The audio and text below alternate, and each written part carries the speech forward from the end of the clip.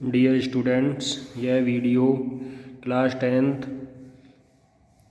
Part biology chapter जैव प्रक्रम का पार्ट 3 है, जिसमें हम श्वसन के बारे में बात करेंगे। इसका टॉपिक है श्वसन। श्वसन यानी रेस्पिरेशन। श्वसन क्या होता है? श्वसन का हम सामान्य अर्थ सांस लेना और छोड़ना से समझते हैं, लेकिन श्वसन एक प्रकार की जैविक क्रिया है जिसमें ग्लूकोज का ऑक्सीकरण होता है और ऊर्जा उत्पन्न होती है, और इसी ऊर्जा का उपयोग हम अपनी विभिन्न जैविक क्रियाओं में करते हैं। श्वसन क्रिया मुख्य रूप से 2 चरणों में होती है।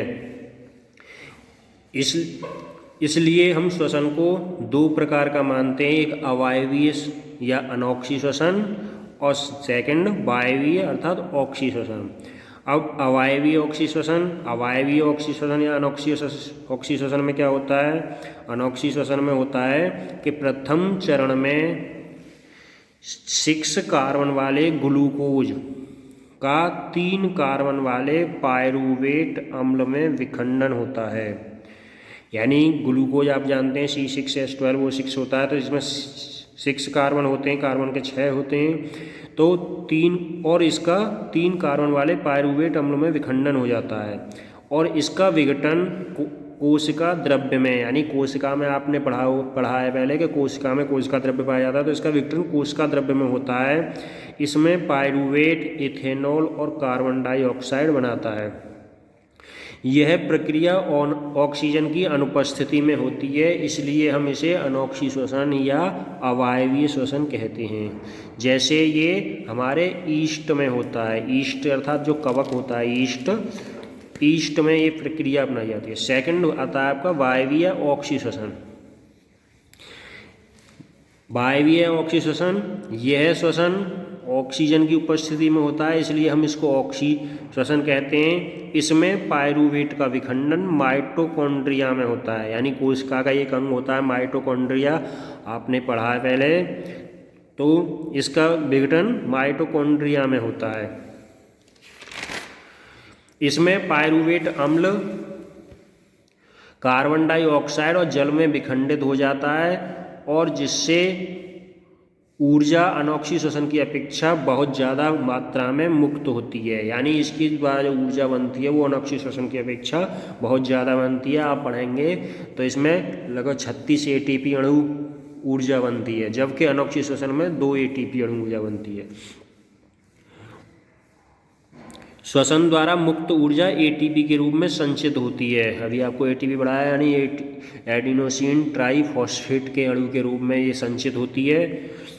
कभी कभी हमारी पेशी कोशिकाओं में, जैसे हम तेज दौड़ते हैं या तेजी किसी काम को जल्दी से ज़्यादा ताकत से करते हैं हम, तो हमारे शरीर में ऑक्सीजन का अभाव हो जाता है, और उस समय पायरूवेट अम्ल एक अन्य 3 कार्बन वाले लैक्टिक अम्ल में बदल जाता है। यानी जो हमारा पायरूवेट अम्ल विखंडन हो रहा था वो विघटित न होकर 3 कार्बन वाले लैक्टिक अम्ल में बदल जाता है, और लैक्टिक अम्ल बनने के कारण हमारे शरीर में जब हम तेज़ दौड़ते हैं या तेज़ी से कार्य करते हैं तो हमारी पेशियों में अर्थात मांसपेशियों में दर्द, जिसे हम क्रैम्प बोलते हैं, होने लगता है, जो कुछ समय आराम करने या मालिश करने के बाद सही हो जाता है, क्योंकि ये फिर से लैक्टिक अम्ल जो बना था वो इथेनॉल और जल में विघटित हो जाता है।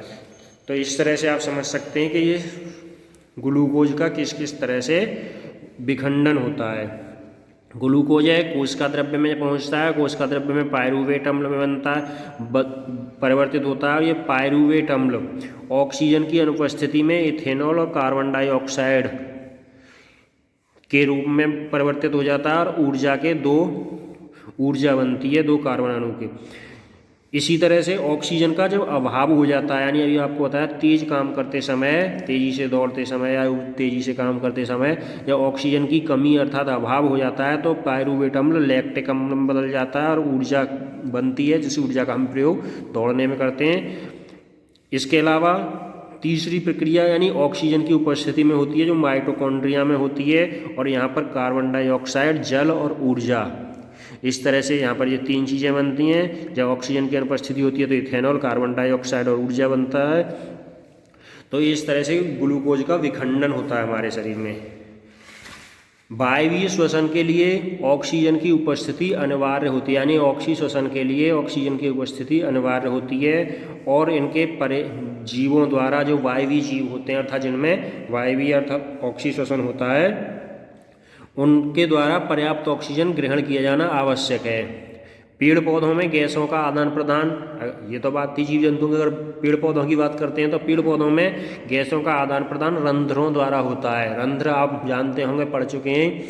रंध्र पेड़ पौधों में सूक्ष्म छिद्र के समान होते हैं। जैसे आपने देखा होगा कि अधिकांश पौधों की पत्तियां एक की सतह एक तरफ चिकनी होती है और एक तरफ खुरदरी होती है। जो खुरदरी होती है वो रंध्रों के कारण खुरदरी दिखाई देती है, अर्थात पत्तियों में और कुछ पौधों के तनों में सूक्ष्म छिद्र पाए जाते हैं। जैसे हमारे शरीर में रोम पाए जाते हैं, इसी तरह से सूक्ष्म छिद्र होते हैं, उनको हम रंध्र कहते हैं।